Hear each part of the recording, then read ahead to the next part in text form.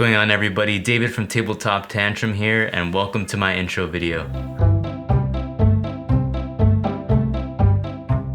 Once again, this is going to be my intro video. If it's your first time, welcome. If it's your second or third time, then thank you for coming back. I just wanted to make this video to let y'all know a little bit about me. So it's going to be a whole bunch of questions. I'm just going to go down the list and answer these questions. So favorite childhood board game. So I would definitely have to say Uno. I remember going camping with my friend, and there was two other people around our age group. We bonded that whole weekend over Uno. That was like our icebreaker. And then as far as anything other than Uno, Monopoly, I played that once or twice. Really didn't like it. It was way too long. But I remember also playing dominoes and loteria with family and at carnivals and other things like that. All right, next question. When did I really get into the hobby? So that can actually be answered when The Dark Knight Rises was actually set to come out, I think in 2013. So a couple friends and I wanted to camp out for the night, and so we slept right in front of the theater at 9 p.m. the night before, waiting for the next day release, right? One of our friends brought a game called Last Night on Earth by Flying Frog Productions. For those of you who don't know or haven't heard of the game, it's a one versus many type of game. So one player controls the zombies while everyone else are the survivors going through a scenario or trying to complete an objective. So that was my first foray into, you know, the more complicated types of games, right? These mechanisms, you know, of going and searching. It was something that I only had experienced in video games beforehand, and the fact that that was being replicated with cardboard and dice, it was just a revolutionary experience for me. We played the crap out of that game. All right, first board game that I purchased, and do I still have it? So I actually still do own the first game that I purchased, and that's A Touch of Evil. So after falling in love with Last Night on Earth, I went to the Flying Frog Productions website and found that they had a gothic horror themed game where you hunt down vampires, ghouls, and werewolves, and that I was totally in. Luckily, I found somebody on eBay who was selling both the base game and Something Wicked, which was out of print at the time. When I got it in the mail, I was super ecstatic. I played it solo just to figure out the rules, getting it ready to bring to my friends, and I still really enjoy playing it.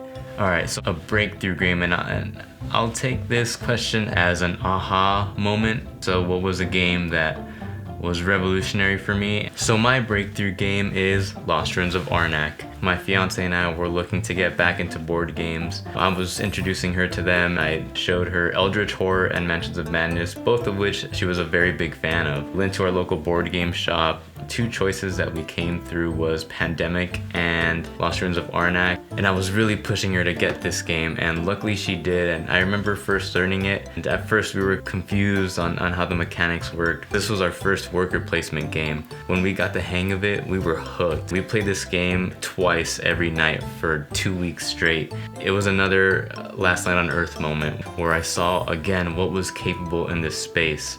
So that's why I consider this game my breakthrough game, because it really invigorated my love for the hobby. All right, next question is a theme that always drives me in. I would say the themes that really pull me in are horror and fantasy.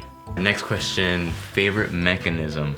I will say my favorite mechanisms are bag building games such as Quacks and Wonderland's War, and then deck building games. I'll include living card games in that category, so like the Lord of the Rings, Arkham Horror, and also Marvel Champions. I do like Arkham Horror and Marvel Champions more than Lord of the Rings. Lord of the Rings just kicks your ass, but Arkham Horror, it's challenging, but you can tell it's more refined than Lord of the Rings. I love Marvel Champions because it feels like a puzzle.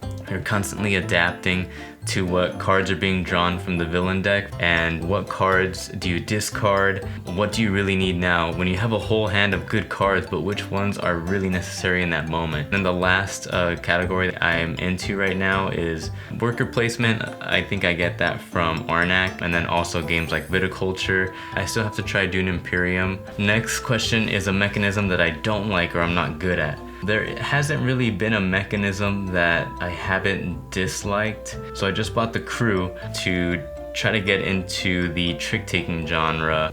I really don't know what to expect. It is getting a lot of great feedback from a lot of reviewers and channels. We'll see what I think, because at the end of the day, it's my thought. Alright, next is favorite player count.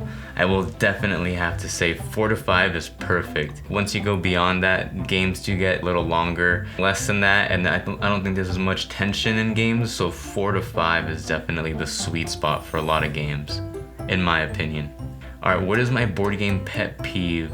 I will say bending cards or just like mistreating cards is my biggest pet peeve. I think the last time this happened was a couple weeks ago. My friend brought his friend over to play Quest for El Dorado, and he was like bending the card 90 degrees, Salt Bay status, and I was already looking like. Next question, favorite snack to eat while playing board games. I'm a huge wine and charcuterie person. If I could have wine and charcuterie at every single board game night, I would. However, it can get really expensive. But I do love that combination both at game night and off game night. Alright, next question, have I ever been to a board game convention? No, I have not, but I really want to. But I think it's also good that I haven't. I definitely need to save up for the one that I go to, because I feel like I'm gonna be one of those people just carrying around a wagon of games, and I'm gonna have to bring an extra large luggage on a plane just so I can haul all those other board games that I just bought at the convention. Alright, an unreleased game that I'm really excited for. So I'll also include expansions. I'm really looking forward to the X-Men expansion, you know, the villain packs and all the hero packs that are coming out at the end of the month in September. I'm also looking forward to the Scarlet Keys Investigator and Campaign expansions for Arkham Horror the card game. I'm also looking forward to the new Everdell expansions. I do love Everdell. I guess full games that I'm looking forward to. A Deal with the Devil, that game looks pretty cool, and also Septima, where you try to control or play as a coven of witches. Very cool theme, right up my alley, so definitely waiting for those. Alright, probably the most important question on this list, and the one that I've been dying to answer, is what is my favorite thing about the hobby?